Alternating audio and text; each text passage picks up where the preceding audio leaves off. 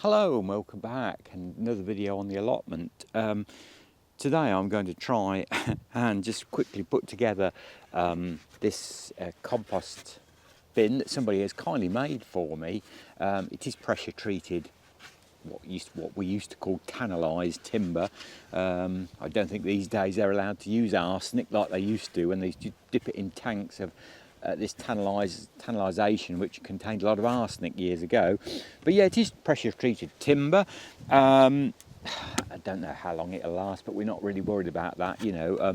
It was kindly made for me, and it's been cut out, so it basically just fits together and holds up by itself. So we'll have a go and see if we can get it together.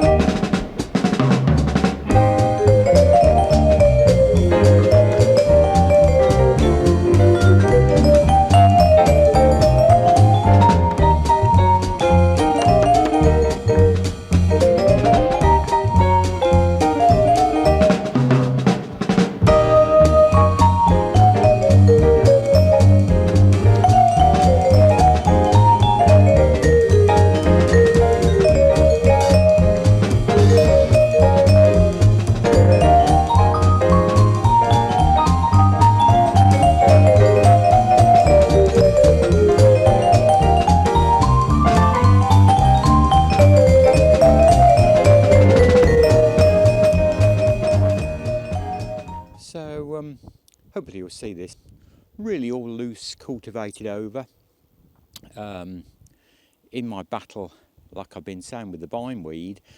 And yeah, the short there is some coming back, which I keep sporadically now going over. You can see my problem here in these hopefully you'll see this. I'm still getting used to this camera, and I tend to hold it in the wrong place. But my leeks, you know, how much has grown.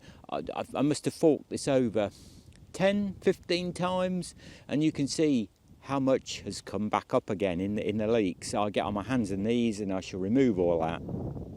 But I'm really pleased with how the plot is now.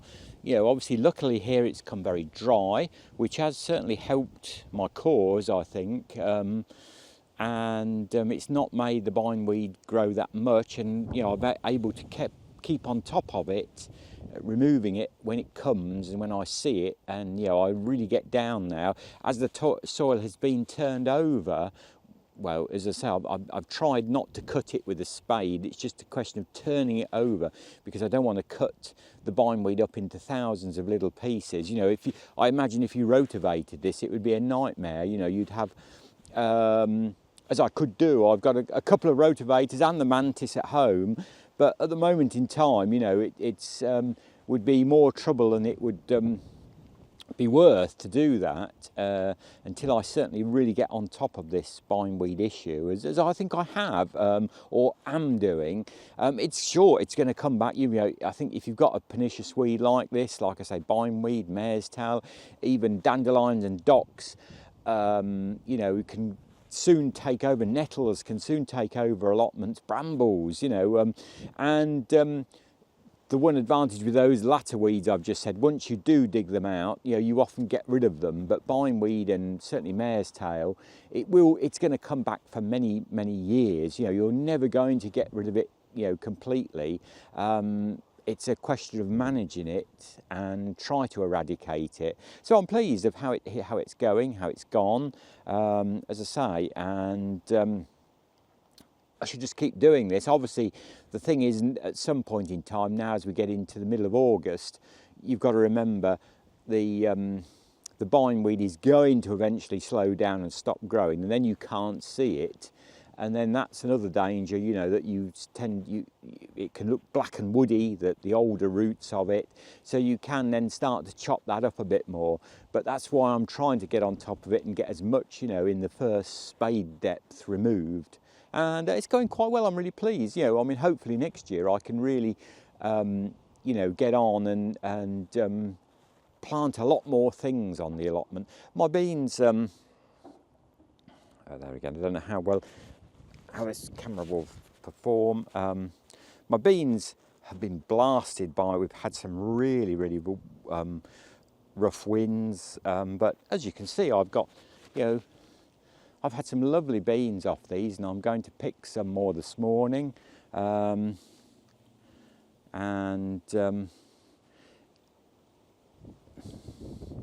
done really well, considering this was, you know, uncultivated ground, never had anything growing on it, was infilled to some degree 40 years ago. And just to make that point, I'll put a photo in here that was sent to me this week by a local chap in our village, and this photograph has been found because people have been asking about this. Was this ground infilled? Wasn't it infilled? Was the whole field, you know? Well, this photograph I'm now going to include here is this looking virtually onto the allotment site in 1984, 1985, when this old quarry site, ironstone quarry site, some of it was levelled off, and you can see they have been tipping soil where our allotments are, as I thought for, you know. So you have to make the best of it, and but it's growing. It'll grow things, you know. It's as people have found, you know, we've had a very short season. We didn't get our allotments until, you know, the first week in May, and then there's been the issue of the ongoing water. It's not been very good this year. As I've said before, over the winter they are going to connect a main supply to our water tanks, so we shall have a constant filling up of the water situation, which there again, it's been very, very dry here this summer. But no, I'm delighted. You know, to me it's you know, it's a little bit of amusement, it's somewhere to come, it's something to do, it's good exercise. It's, you know, if you want, for a better word, it's getting, you know, your hands dirty and getting down and doing something with soil again. I've thoroughly enjoyed it. Perhaps in the distance there you can see my compost bin, which I've now just moved to the corner and got it quite level. So if we come round, and I'll quickly show you the compost bin now. This is its first home. I might eventually move it. I've just picked this top corner because this top corner is quite level, seemed a convenient place to site the compost bin. And as I have got some bricks to bring, which I've just levelled it up on. I even brought my spirit level, which is a bit over the top for an allotment, isn't it?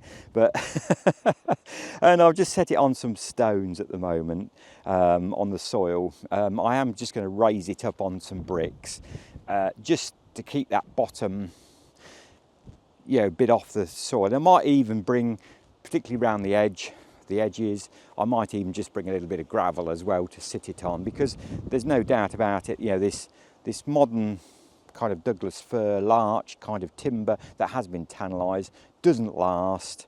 You know, it does rot very quickly, and if you can keep it off the soil, particularly in the winter time, it will stop those bottom bits from going rotten. But no, I mean, there's another angle of the allotment. You can see my potatoes down there, which I've had some wonderful potatoes. Again, they are beginning to all die off now, basically because I, you know, have struggled to keep them well watered. But it's the middle of August. It's the 21st of August today. So, you know, overall, I'm being delighted. And so, yeah, sadly, this morning on the allotment, I left the camera switched on, and by the time I come back to it, the battery had run out. So obviously I'm back at home and got another battery and charged the other one up. So I did dig some more potatoes. There's my potatoes. I'm really pleased with those, considering, as I say, this is uncultivated ground, and these were set quite late on. I did make a video about setting these. These were set in the middle of May. Yeah, and that they eat very nicely, and I'm delighted. You know, it's lovely to get something off an allotment, particularly, you know, when you put quite a lot of hours in, as I have done, and battling the weeds and various things. So yeah, you know, one hopes, you know, things can only get better, I'm sure, as it gets, you know, the soil gets better cultivated. So as always, thanks for your lovely comments. I do love hearing from you and what you think about gardening and what you've been up to, and your thoughts on everything garden related. And thank you to the new subscribers as well. And as always, good gardening wherever you are in the world, and my very best wishes, and we'll be back with some more videos very soon. Until that point in time, bye for now.